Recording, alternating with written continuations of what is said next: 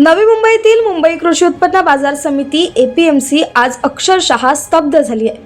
गजबजलेली बाजारपेठ आज शांत झाली आहे. कारण आधारवडील हरपल्याची भावना प्रत्येकाच्या चेहऱ्यावर दिसते.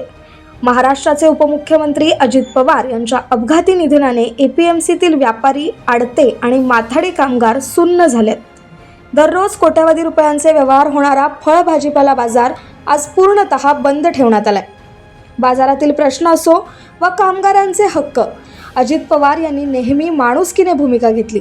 त्यामुळेच आज अनेकांच्या डोळ्यात अश्रू आहेत आणि शब्द अपुरे पडतायत.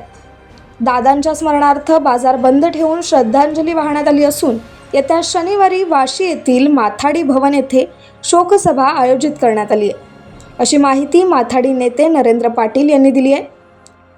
Bureau report APMC news.